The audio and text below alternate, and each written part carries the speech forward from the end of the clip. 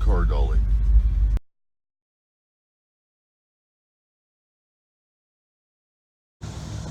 Here comes the Malibu.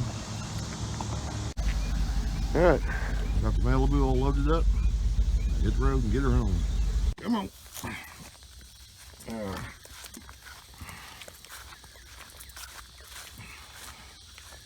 Alright, got this one home.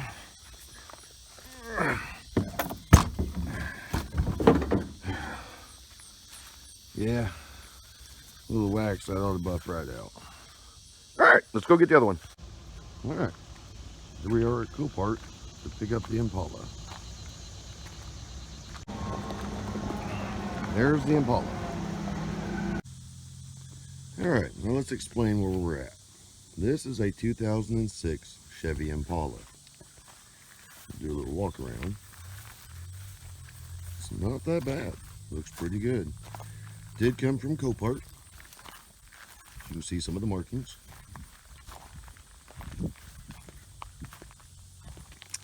All looks pretty good. No major dents that I can see. So you may be thinking, or is it wrecked? Well, it's not wrecked. So what's wrong with it? That's what's wrong with it, right there. And that's pretty high. Normally, you just avoid these flood cars, especially with water that come up that high. But, being that this Copart's roughly an hour from me, I did go and I checked out the car. Now, I did a video, but the video got messed up. So, this is a redo. I've already done some of the work to it. So, we'll see that. First thing I got to do is dry this car out. So, I got the upper and lower back seat out. The upper was dry. Back seat was pretty saturated. That carpet is really wet right there. It's dry there. It's already drying out. Now I gotta get the front seats out so I can get the carpet out. Now, the problem with this, passenger side is a manual seat, driver side is electric, and it is all the way up. So I can't get to the bolts in front. Plus, I've already removed it, but that switch smoked. I guess it didn't like being underwater. So I am going to have to get another switch before I can move this seat back, and then I can get to the bolts in the front. So getting this carpet out, getting it cleaned out, getting the upper and lower seats. These seats are pretty well dry on top. They're probably wet on the bottom. I got to get them out first. Then I'll get that console out, and I can get this carpet out. Now where this water line mark is, right here, not quite accurate. The water line is actually right about here, which you can see right here. It's a little bit below that molding. So the water did come up to about here, all the way across. It did come out to roughly here, which is bad for that. Any kind of electronics in that console are probably going to be affected. So I did put some power to the car, mainly so I can get the windows down. It would not come out of park, and the key was stuck in the ignition. Now looking at the indicator on the dash, it was showing that it is in third gear. So the neutral safety switch is keeping this car from starting. All right, boys and girls. You see all that? That is sweat just dripping off my face. It is pretty warm out here. Being around these cars, it even gets hotter because it just radiates heat. Whew. Yeah, I got this much of the switch out so far. I'm just going to take that whole panel. Might be easier. That way I don't risk breaking the switch either. I get plenty of wire. Alright. Whew. I just got the whole piece off. I made sure I had plenty of wire. And I'm only bleeding from one spot. Not so bad this trip. Boy, it is really hot out here, people. Well, this is part of the fun of going to a salvage yard. I'm not complaining. I actually do like it. And there are a lot of parts that you can get really cheap, and insurance can't do that. Insurance has to buy new. I can come to these salvage yards all day long and buy stuff maybe at the 10th or 25% of the new cost. It's pretty awesome. Whew, but it's hot.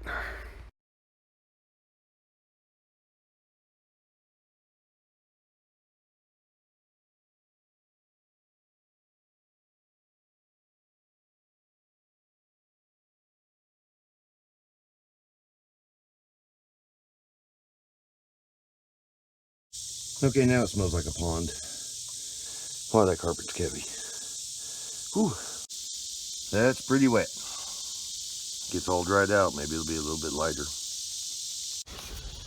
Alright, well, we're back with the Impala. It's a new day for me. It's actually 2 days later because I'm still hurting from that carpet. So I'm not going to do much, but we can look at a few things. Let me switch this around. Okay. I do have power to the car. Still drying out. Let's see what we get. Okay, so the key will go in and out now. See how it's stuck? Okay. It was stuck and now it's not. Shifter is in park. Let's see what we got. Hood open. Yes. What else we got? Service airbag. Okay, now that could be because the seats have airbags and they're unplugged. Or it could be because that is the airbag module and it was underwater. We'll figure that out later. I had two major priorities. First one was get the interior out of this car so it can dry. The second one is to get the car started.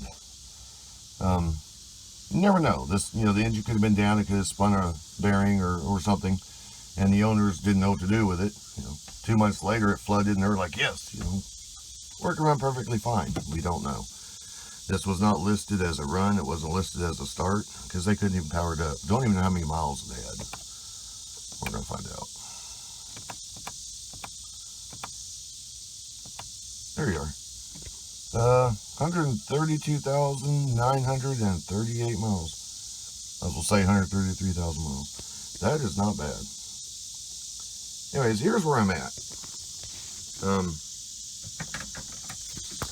Ouch. It's in park like it should be. Keys on. I step on the brake and get it in and out of the gear like it should be. You look at the indicator, shows park. Well, it's a low one, all the way back up to park. It's not moving. So at least now it thinks it's in park instead of third. So it should be able to start. The neutral safety switch should not be holding this up. But when we try to start it, we get click. Click. To me, that click sounds like a starter. So it could be three things from here. Let me get out of this thing.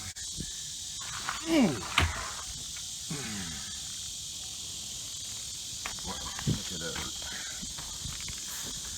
What that can be is bad battery connection, which I don't think it is. I got a pretty good connection. It's powered up pretty good. It could actually be the starter, which is way down there. I'll jack the car up and get that balance off the bottom to get to it. Or it could be that the engine's locked up. I haven't done this yet, but we're about to. We're going to see if this engine will turn or not. Alright. Get way down here to the crank. Get on there. Alright, got it on there. Alright. Well, let's see if it'll turn. Oh yeah, that turns easy. Nope, this motor is not locked up. So it's either something electronic that's keeping it from starting. I have to do some research. Or it's the starter way down there. Or it could just be the connection. Either way, we're close. I hope it's going to start and run okay, because then we don't have to rob the engine out of the Malibu. Alright, that's it for me today. I'm hurt. Okay, so to explain why I got both the Impala and the Malibu, is the Impala is unknown. whether it's going to run or not, whether the engine's good, whether the transmission's good. We don't know. I get it to start, it runs good, transmission's good, everything runs fine. Then I don't have to rob the engine and transmission out of the Malibu. That's why I got the Malibu. They are both 2006 models. They are both the 3500 engine, same engine, transmission, all that. Just the car is different, but the drivetrain is the same.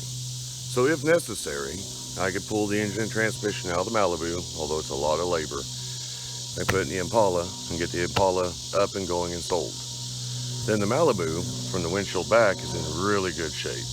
I could scrap that thing out, part it out, and still make money on it. So either way, I'm not going to lose. But what my preference would be is that the Impala comes up and it runs good. Then we go to plan B. I can fix the front end on the Malibu. I won't be able to fix it as well as the body shop. I'll give you that. But I can get it mostly straight. And get the front end back on it, it'll look good. And you can drive it that way, it's fine. It'll somewhat weaken the front end, but that's from the core support up. From your radiator up will be somewhat weaker. So if you get into a front end impact, that will collapse slightly easier than it would have before it was wrecked. But from there back, it's the same. So it's still safe, it's just not right. But it'll look good. I'll drive it. It seems to be a really good car. I have drove it. Let's go take a little gander at it.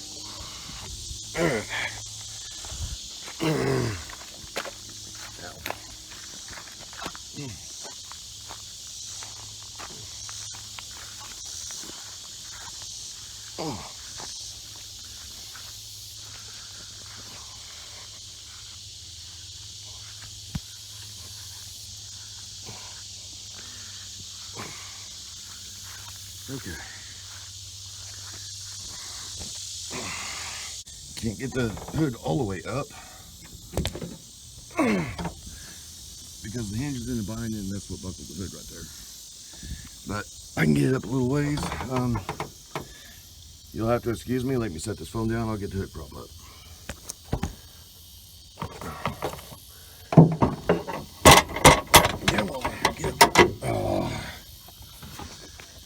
Okay. Now, as you can see, and I have discussed before, these frame rails right here buckled pretty good from the core support forward. From the front and from their back, it is buckled a little bit, but not that bad. It'd be easy to straighten. And it's the same on the other side. Let me move my cane. Same on this side. I have to replace this crash bar. Because of that buckle, I'm guessing I'm going to have to replace the air conditioner condenser and the radiator. But both those are decently cheap at a salvage. Let me get up. Okay, your core support right here. This all looks real good. If you look right here, that buckles down. That's how it's supposed to be. If you look over on the passenger side, it's buckled up a little bit. That's because all of this went this way and in. Kind of looks like maybe this has gone down a little bit. By the time you take all of this and you pull it out in this way, that far, it should pull all this back where it should be as well. If anything, I'd have to turn that up. Once I get that all put in, I can replace the crash bar, the front bumper cover, both fenders and the hood, and this car will be good. It'll be good to go. That's my hopes. Hopefully the Impala is going to come up and work right, and I'll be able to rebuild both cars. I'm almost tempted to keep this one. This car is really nice. Whew.